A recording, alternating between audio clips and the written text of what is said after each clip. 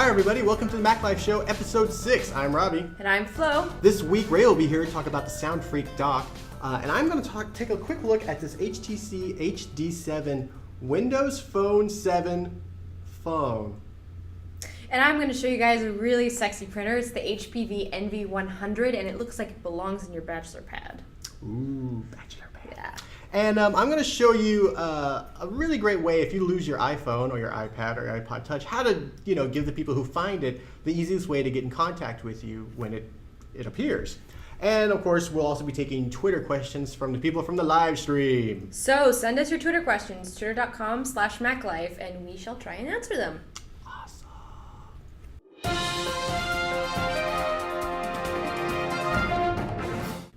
So every week on the show, we bring on some hardware that we think is really awesome and we cannot wait to share with you. This week, we have this super sexy, super sleek HP NV100. It is an almost all-in-one printer. It doesn't do any faxing, and it's incredibly sleek and sexy. It's made with PVC-free materials, so it's also earth-friendly, and it would look really good in your bachelor pad because not only is it a printer, a scanner, a copier, and has this nifty little app reel here, but it also doubles as a mirror.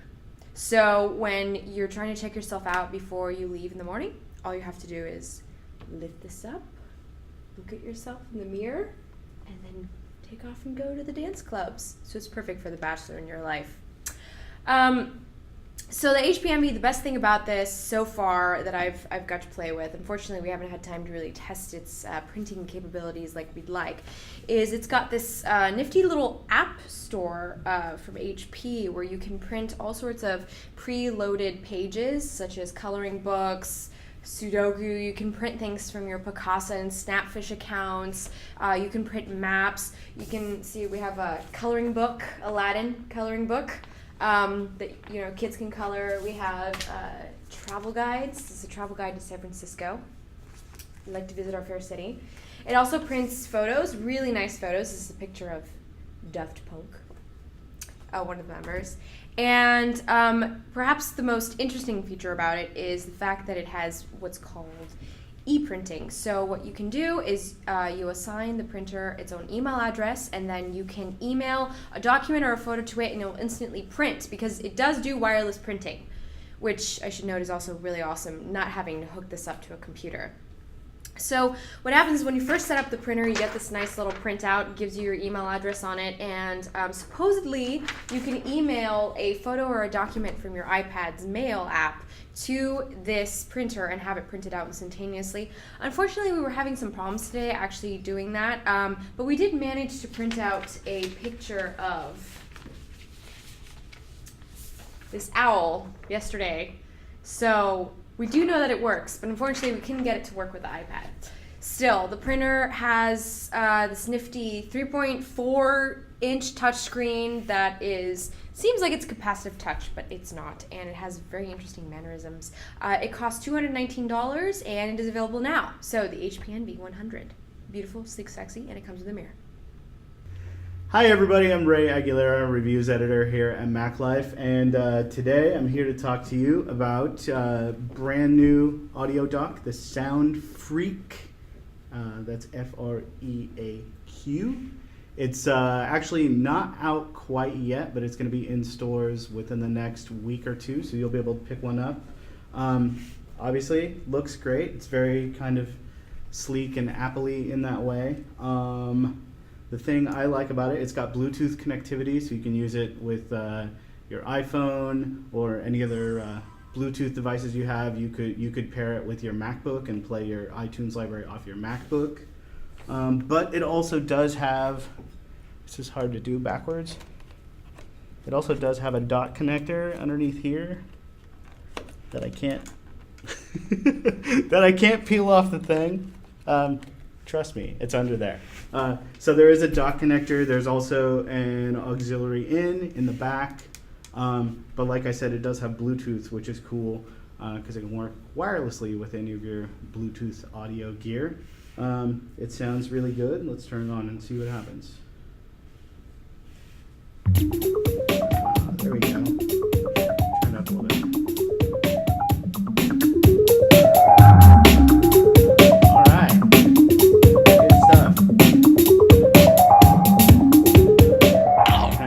dough. I like that song. All right. But anyway, yeah, works great. The other cool thing about it, it's got this handy little remote. So if you've got your iPod or whatever docked in the little dock here, you can control your songs and everything. And because all these little remotes end up falling under the couch and disappearing forever, so I've got this handy little door on the side. Right? Ta-da! Fantastic. It's the Soundfreaq. It's going to retail for $199, and it'll be in stores within the next couple of weeks.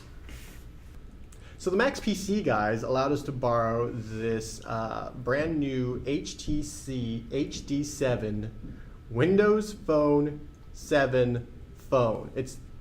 That's a mouthful because you end up having to say the word phone twice. So it should have just been the Winmo 7. Windows Mobile, I don't know. But now they want to call it Windows Phone because mobile is too weird. So the new phone, this HTC HD7, it's actually a pretty nice phone. It's really large. It has a huge bit of real estate for the screen. And Windows Phone 7, the operating system it's different from anything you're used to using. Instead of having to swipe screens like everyone's used to, iPhone came out with it, and then of course, the Android phone. This has just like a column of items, and then if you want to see all your apps, you hit this little arrow right here, and then you can get to all your apps that you have installed on it. Now, it's cool, and I'm not here to bash on Windows. That's not, I stopped caring about what Microsoft and Windows were doing a long time ago. I picked the Mac. I enjoy the Mac. I enjoy the iPhone. I'm not here to like, oh my God, I hate Microsoft and I hate Windows. That's not who I am. But this is, and I'm trying to be as nice as possible. I mean, it's, like I said, it's really cool to look at. It's a fun little UI, but it's also a bit confusing. For example, I have a Zune account, and when I was previewing a song, I couldn't actually buy it. I had to keep backing out and navigating around just to buy a song, which if I'm previewing it, it should be a buy button. And I'm finding that same sort of weird UI issue with everything on the phone. The Xbox Live integration is actually pretty cool because I do have an Xbox, which I love, but you have to download another program in order to get all the Xbox features to see if your friends are on, to see how well you're doing on, like, for example, I've been playing a lot of Catan because I'm obsessed. But they're kind of weird with their new phone. And you have Facebook integration, which is kind of nice, but the sort of like swipe screens, I don't know, maybe I need some more time. This is by no means a full review. This is just our first look. But if you're using a Mac, first of all, it has limited sync abilities with the Mac. And there is no Zune marketplace for OS X, none at all. I got a Zune a long time ago, someone gave me one, and I was like, oh, well, I'll try it out. No, and you can't even get it to work. It doesn't even work correctly. So you can't like sync items, so you would have to use a boot camp in order to use this thing. And the weirdest thing I found about the whole thing is that when I turn it on its side, I can't get to the menu bar in the Internet Explorer anymore. And I get a lot of funny errors. So I know it's out now, and I know some people are like really loving it, but it feels like it's half done right now. So Windows 7 mobile phone. Don't throw your iPhones away or your Android phones away yet. Oh, you can do this. Ooh, so I can watch Netflix. But yeah, it's definitely, Android and the iPhone really don't have anything to worry about yet. So I think if Microsoft is able to work on some of these weird UI issues that I found with it, I think they could have a really nice phone. But until then, it's if your friend has one, try it out and then go back to your iPhone and feel comfortable.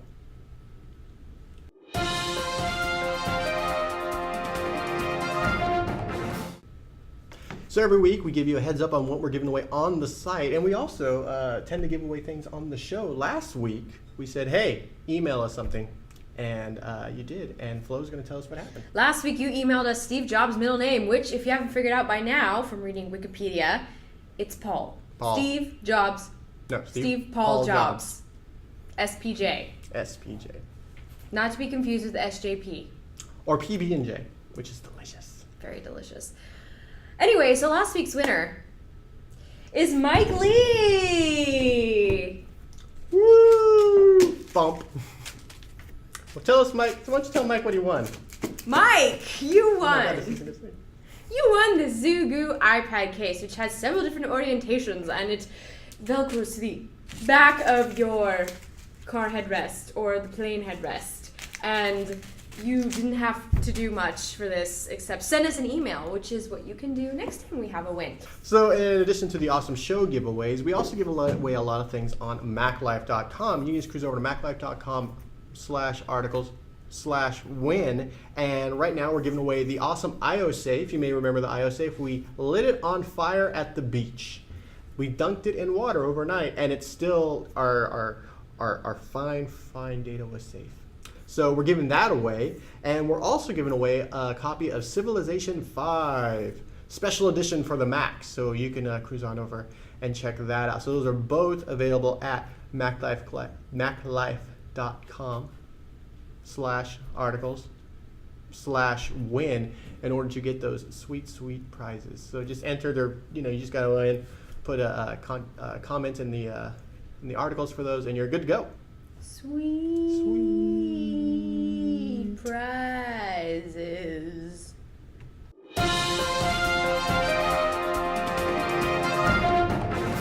So this week's tip is about what happens if you lose your iPhone. Now you can use Find My iPhone, which is great, but if you lose it in an area with really bad 3G or whatever, it's always nice to rely on the nice feelings of strangers.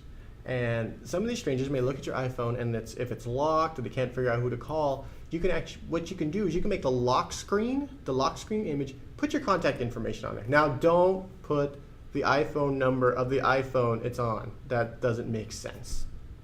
Put the phone number of a friend or your home phone or a spouse or a family member and an email address, and if you want, you can put the word reward, which will probably help you get your iPhone, iPad, or iPod Touch back.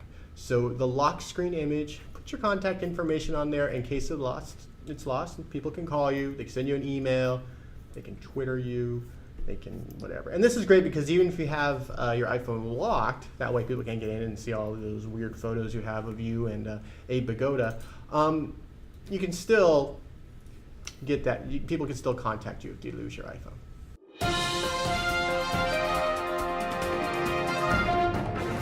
So every week we answer your Twitter questions from twitter.com/MacLife. Let's see what this week's readers have to say.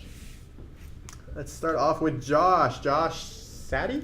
Yeah. When is the Mac App Store coming out? Thanks. Not quite. They said 90 days from the event, which was 20. not quite 60 days. Like 20, what's the date? 11, 21 days ago? 22? So we still got a little while. So 90 days from September 1st. So that's September, October, November. December 90th. December 90th. So hopefully in December we'll get the Mac App Store, which will be awesome. Awesome. So a lot of you have been asking too, when is 4.2 coming out? Robbie, you're the better person for this question. I am. I really am. So there's a rumor that'll come out on Friday, so we'll see. But I think the latest will come out will be late next week. That's the very, very latest, because they've already pushed 10.6.5 out, and it should all just kind of roll out. Now, when that comes out, we'll also get a brand new iTunes. Well, not a brand new. We're going to update the iTunes. It'll work with 4.2. Your current iTunes, it won't work with 4.2. So when will we switch to our live stream server? Hopefully in December. We're still ironing that out, but keep an eye on MacLife next week. Something magical is going to happen. Magical. And I'm not getting another haircut. Flo's not getting another haircut. No, This it's is even the site. better than that. The site's going to be magical. Not that, anyway, the site's going to be magical. Magical. Magical.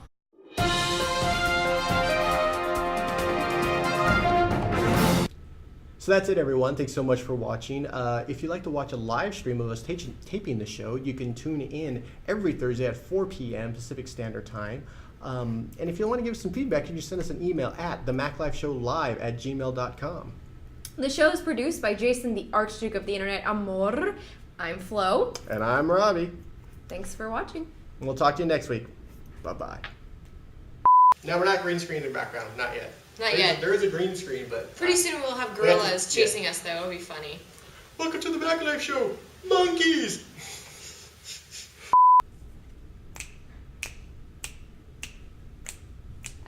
Whoa, is this seat higher than that seat? Why are we sitting in that? Why is that happening? Look, now we're like the same size.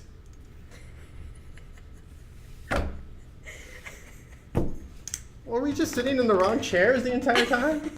I want to make sure I don't skip stuff like I did last week. That doggy in the window? That's right.